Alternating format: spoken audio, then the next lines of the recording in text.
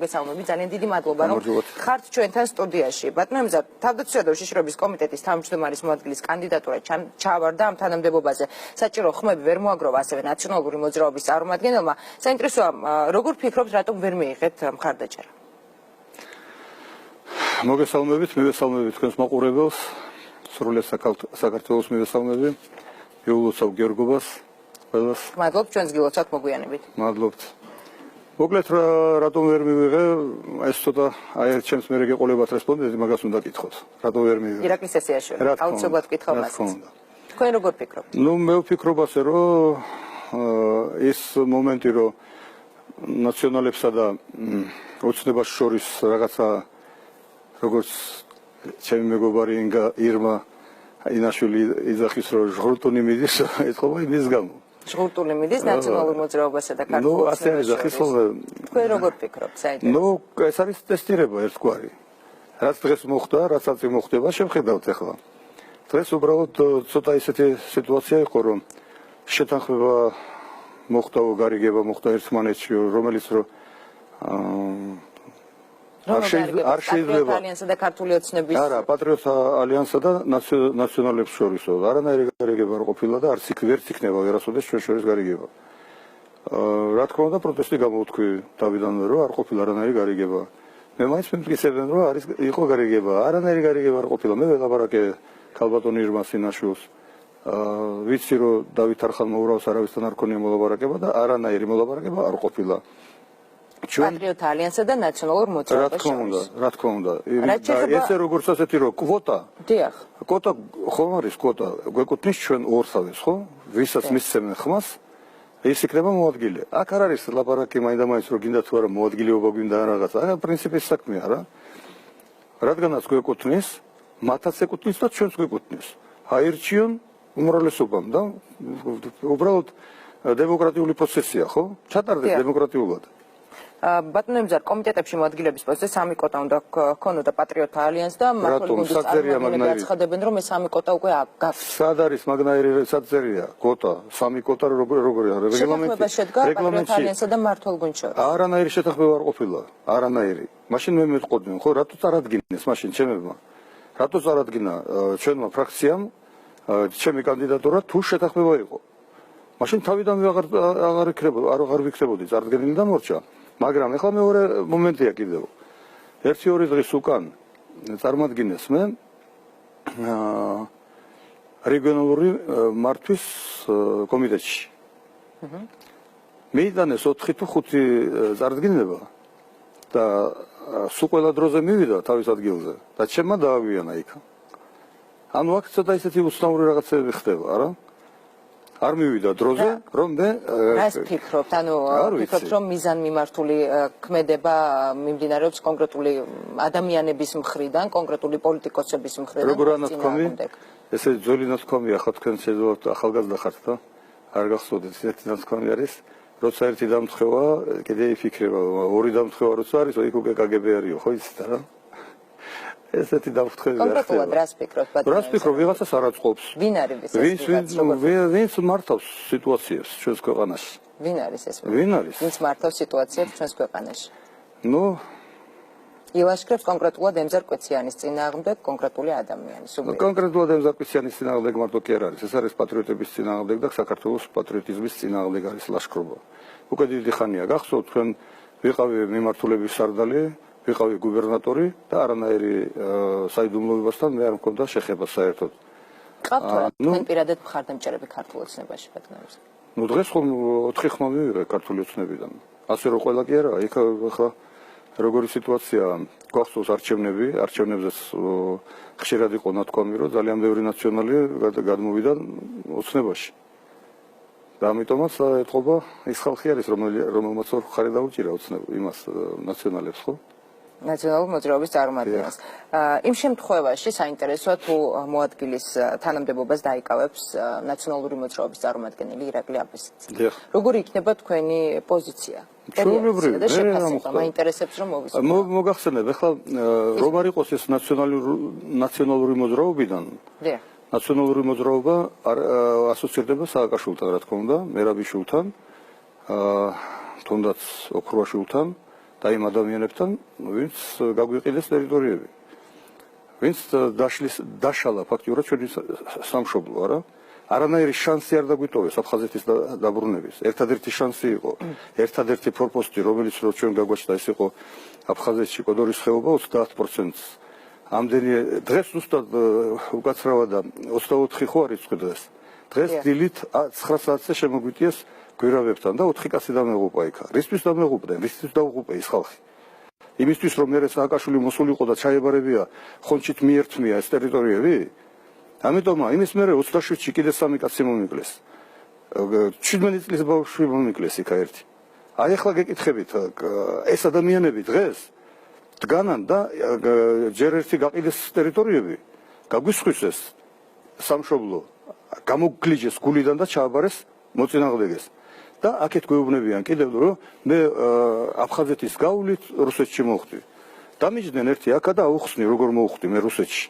და როგორი სპექტაკლი ჩაატარეს, რა გააკეთეს თვითონ ამისთვის, რომ იქ მოხვედრილ ვიყავი. პატრიოტ ალიანსი წარადგენს თორე საინტერესოა თქვენს კანდიდატურას ნდობის ჯგუფში.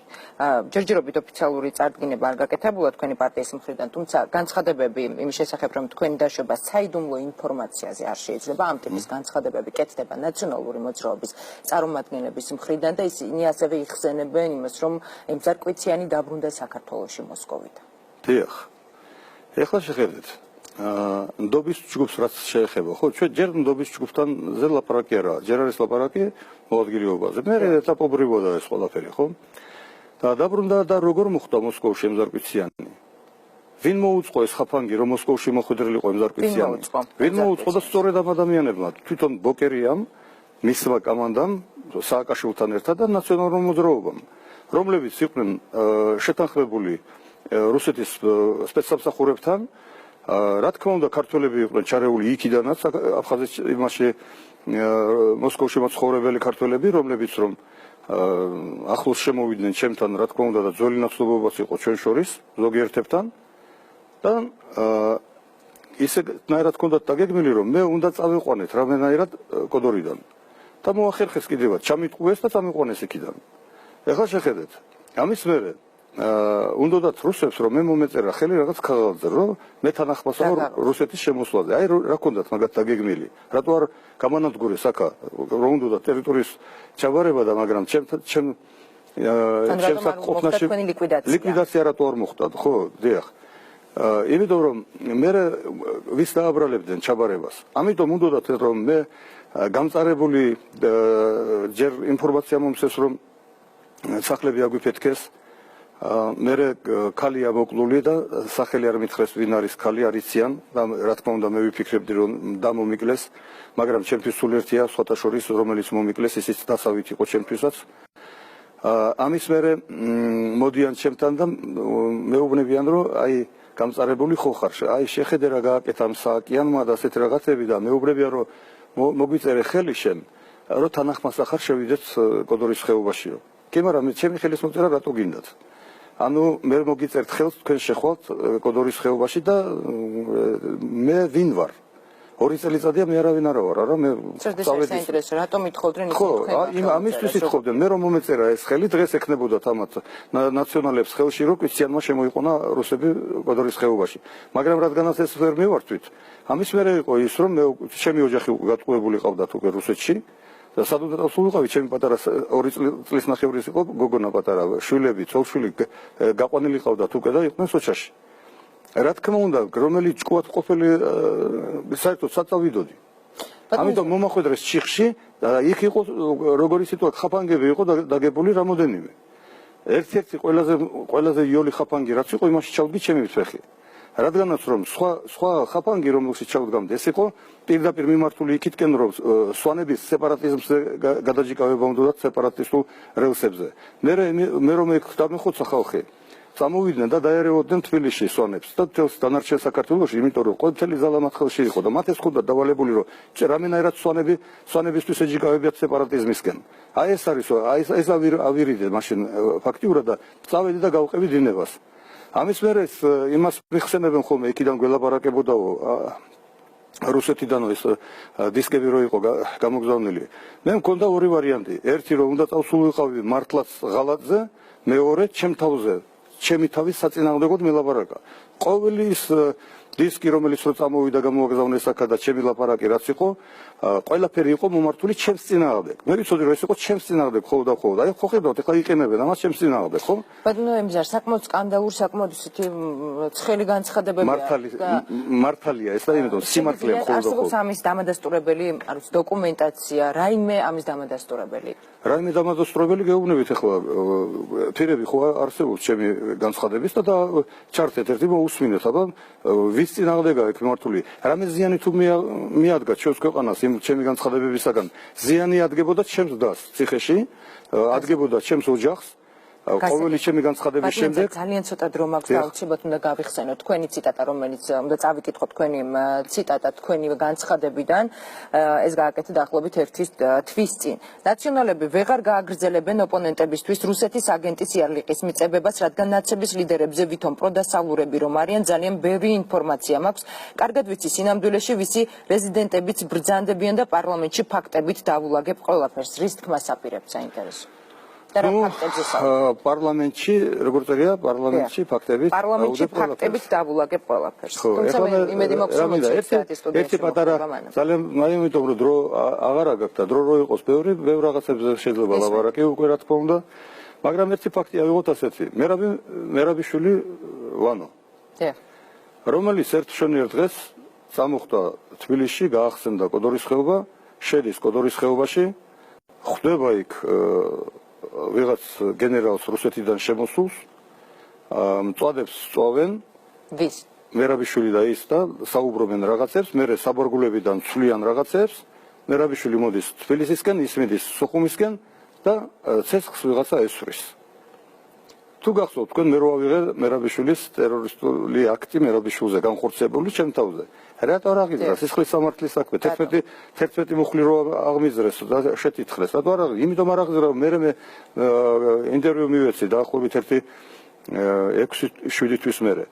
ამის მერე იყო 12 მარტის კოდორის ხეობაში ჩხალთაში სკოლის როგორ? პანო მერაბიშვილმა გთხოვათ. არა, იქ იყო ჩემზე ნათქვამი, ახლა მე სად ვიყავი, ხო გითხარით, არა, მე მათთან ვიბრძოდი. და ვიბრძოდი სერიოზულად და სერიოზული ზარალი მივაყენე, ხო? და ჩამაგდეს მათ ხახაში.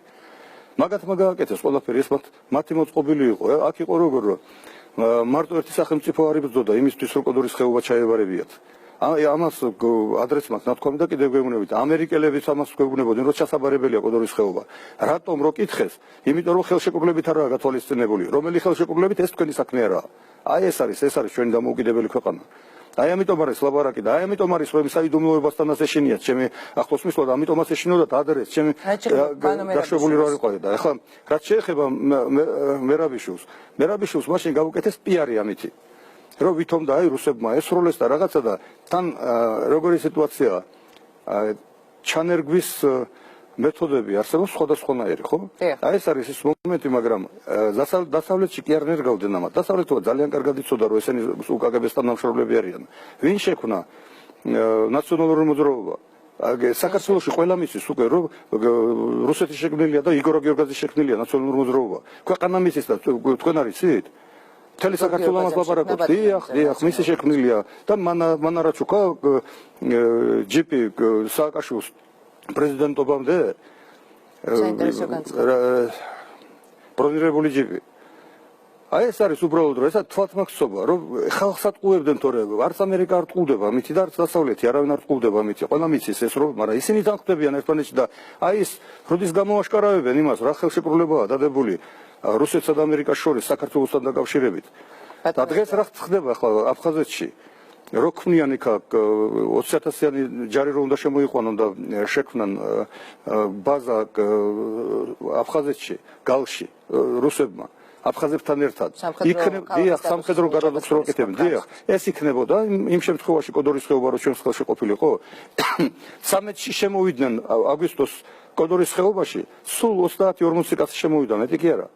3500 კაცი კბილებამდე შეიარაღებული წამოვიდა იქიდან. და უკანონო ბრძანება შეასრულეს.